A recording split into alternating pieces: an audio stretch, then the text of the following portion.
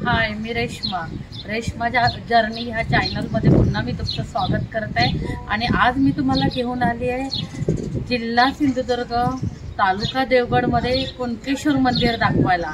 हे कुणकेश्वर मंदिर खूप पुरातन आहे। इथे शंकराचं स्वयंभू शिवलिंग आहे। तसंच हे कुणकेश्वर मंदिर हे दक्षिण काशी म्हणून ओळखलं जातं। आणि ह्या कुणकेश्वर मंदिराला अथांग समुद्र लाभलेला आहे।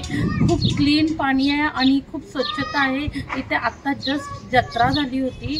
कुणकेश्वर मंदिर हे खूप बघण्यासाठी खूपच छान आहे आणि हिंदूंचं दैवत आहे हे, तर तुम्ही आवर्जून भेट द्या।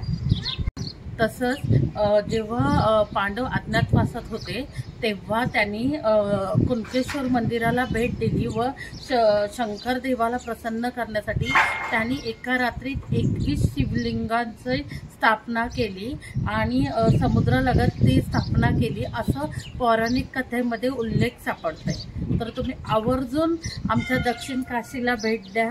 नमस्ते। अथांग समुद्र किनाऱ्यावर उभे राहिलेले मंदिर म्हणजे श्री क्षेत्र कुणकेश्वर होय।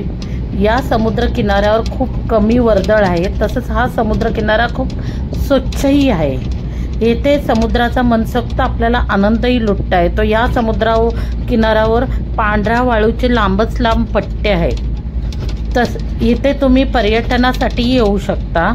तसंच कणकेच्या राईमध्ये वास्तव्य असलेल्या शंभू महादेवांची भूमी म्हणजे श्री क्षेत्र कुणकेश्वर होय। कणकेच्या बनात असलेला ईश्वर म्हणजे श्री क्षेत्र कुणकेश्वर होय। कुणकेश्वर देवावरून गावाचे नाव सुद्धा कुणकेश्वर असे प्रचलित झाले। हे गाव खूप सुंदर आहे। हे गाव उकडीच्या मोदकांसाठीही प्रसिद्ध आहे। तसेच हे गाव हापूस आंब्यासाठीही प्रसिद्ध आहे।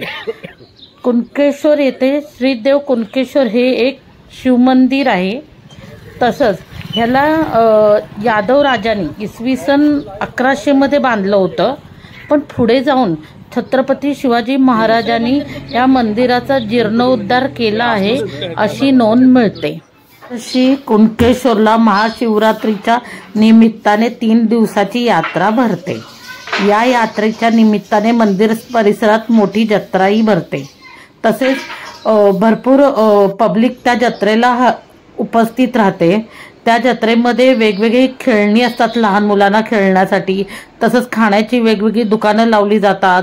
कपड्यांचा बाजार असतो। मालवणी स्पेशली खाजे हे ह्या जत्रेचं वैशिष्ट्य असतं। तसेच कलिंगडचा बाजार ही लावला जातो। हे महत्त्वाचे इथे वैशिष्ट्य आहे ह्या जत्रेचा।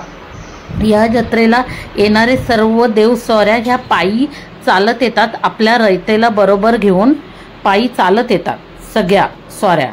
श्रीदेव कुणकेश्वरच्या भेटीसाठी वांगणी, आचरे, मुनगे, मसुरे, चिंदर इत्यादी आजूबाजूच्या देवगड तालुक्यातील गावांमधले सर्व देव श्रीदेव कुणकेश्वरच्या भेटीसाठी येतात। जामसांडेंचा दिरबा रामेश्वरसाठी तारामुंबरी खाडीवर नौका सेतूही बांधला जातो।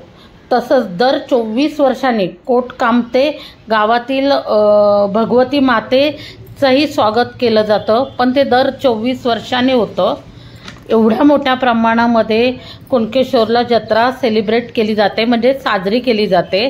तसंच कुणकेश्वर जे मंदिर आहे मुख्य, त्याच्या आजूबाजूच्या परिसरात टोटल छोटी छोटी 5 मंदिर आहेत। आजूबाजूला 5 देवळं आहेत छोटी छोटी। त्यापैकी एक म्हणजे श्रीदेव नारायणांचं मंदिर आहे।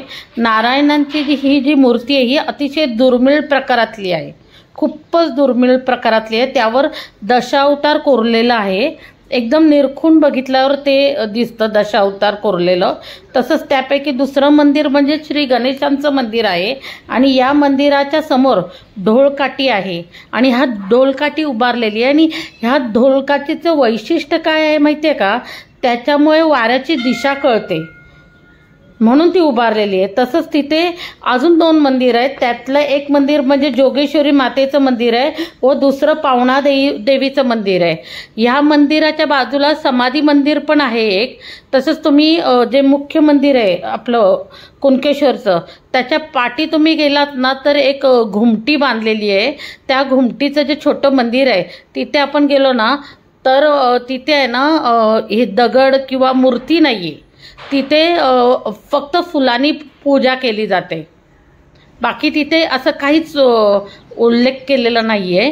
त्याच्या पाठी आहे ना एक चौतारा आहे आणि तो चौतारा असा अर्धवट चौतारा आहे आणि तो गवताने आता झाकला गेलेला आहे, त्याचाही उल्लेख आता काही सापडत नाहीये। तसं जर तुम्ही कोकणात आलात तर नक्कीच तुम्ही देवगडमधील ह्या कुणकेश्वर मंदिराला भेट द्या। जर तुम्हाला माझा व्हिडिओ आवडला असेल तर लाईक करा, सबस्क्राईब करा, शेअर करा। तसंच मी तुमच्या भेटीसाठी भारतातील युनिक मंदिरं आणेन, तसंच त्याच्या पाठीमागचा इतिहासही तुम्हाला स्टोरीज पण सांगेन। तुम्ही माझे व्हिडिओ पूर्ण बघत जा, तुम्हाला नक्की आवडतील। आणि पुढचाही व्हिडिओ खूप सुंदर आहे माझा मंदिराचा, तो तुम्ही नक्की बघा। नमस्ते।